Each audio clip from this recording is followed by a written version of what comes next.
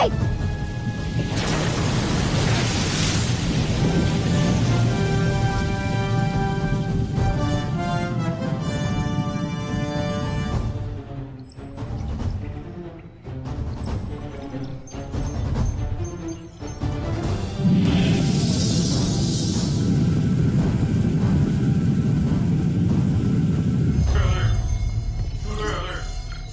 All droids to battle station.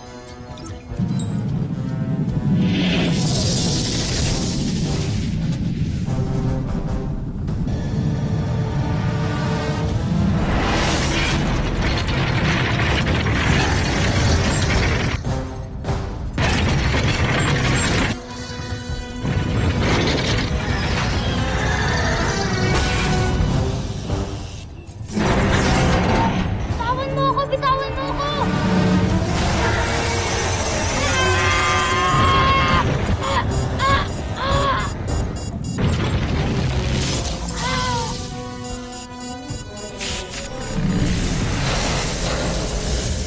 Alert! Anong sa likod siya? Mag-isa din yung kapatid ko. Alert! Intruder alert!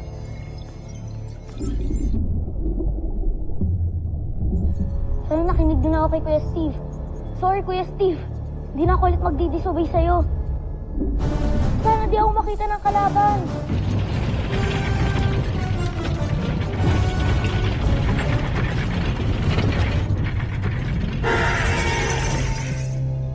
Ned, hanapin mo ang nag-iisang Voltes 5 na yon. Wasakin mo ang kanyang sasakyan at paslangin mo ang sino mang nagpapaandar sa kanya. Nang sa gayon ay hindi na mabuo pang muli ang Voltes 5. Siguraduhin mo, Ned, hindi na sa aahong pangmuli.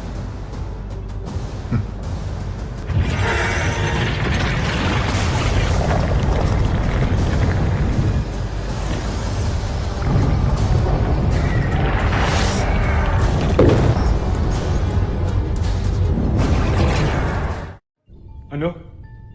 Isang paslit ang isang piloto ng Voltes 5. Akala yata ng mga taga-Terra Air2 ay laro lamang ang mga kaganapang ito. Diyan sila nagkakamali.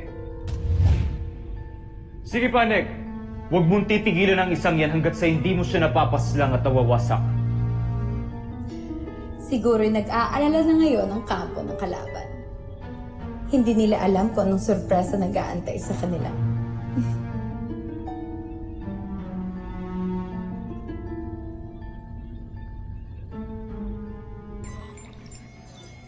Little John.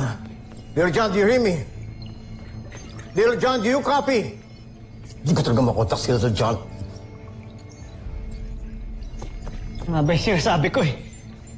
Pinagbawalan ko ng pumunta yan dyan kanina eh. Mabuti pa, pumunta na tayo sa harbor. Yes, please. Come on, let's go. Dr. Smith. Yes, go rescue Little John, the boat frigate. To the pods now! Let's suit up now! Let's go! Let's go!